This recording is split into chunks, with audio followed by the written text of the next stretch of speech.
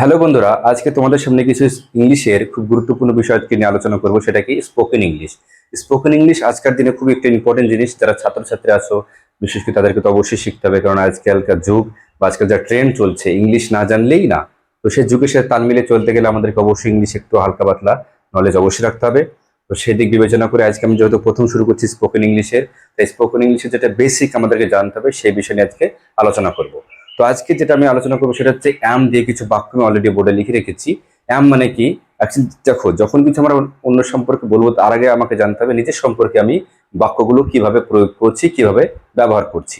যেমন আমার নাম হচ্ছে সাদ্দাম, তাহলে যদি আমি আমাকে নিজেকে বর্ণনা করতে না পারি ইংলিশে, সো কিভাবে আমরা অন্য কিছু বর্ণনা করবো? So this is very necessary part to all students to know your self first. মানে আগে নিজেকে জানতে হবে, তারপর next others. Okay, so let's start.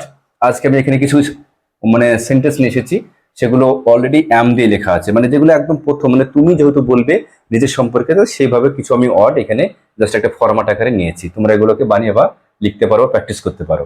তো প্রথম যে বাক্যটা নিয়েছি সেটা কি? I am Ramesh. আমি একটা নাম নিয়ে নিয়েছি, আমি হই Ramesh. I M a good boy. আমি হই ভালো ছেলে। I M a doctor. আমি একজন doctor. I M A police. আমি একজন police. I M a teacher. আমি একজন শিক্ষক। I M a player. আমি একজন খেলোয়াড়। I am happy. আমি হই সুখী। I am ill. আমি হই অসুস্থ। I M a farmer. আমি একজন কৃষক। I M A speaker. আমি হই একজন বক্তা। I M a student. আমি একজন ছাত্র। I am 10 years old। আমার বয়স 10। তো এই আমি কিছু মোটামুটি এখানে 10-12টা সেন্টেন্স নিলাম, এবং দেখো প্রতি ক্ষেত্রে দেখো আয়ের পরে অ্যাম বসে। অ্যাকচুয়ালি অ্যাম শুধুমাত্র আয়ের পরেই বসে, ঠিক আছে? এটা অবশ্যই মনে রাখবে তোমরা। এখানে কিছু জাস্ট একটা ফরম্যাট নিয়েছি।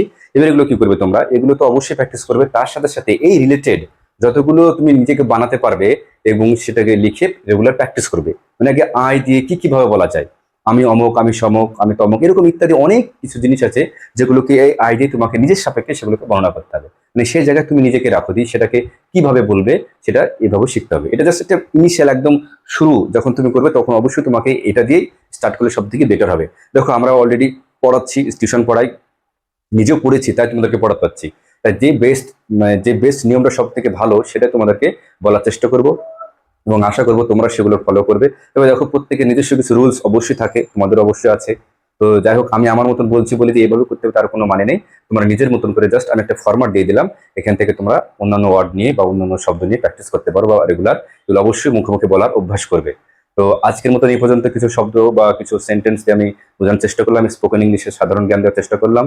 তো নেক্সট পরবর্তী ভিডিওতে আমি অন্যান্য কিছু জিনিস নিয়ে আবার তোমাদের সামনে হাজির হবো। তো ভিডিওটি যদি ভালো লাগে থাকে অবশ্যই তোমরা লাইক শেয়ার করে এবং চ্যানেলটিকে সাবস্ক্রাইব করে পাশে থাকবে।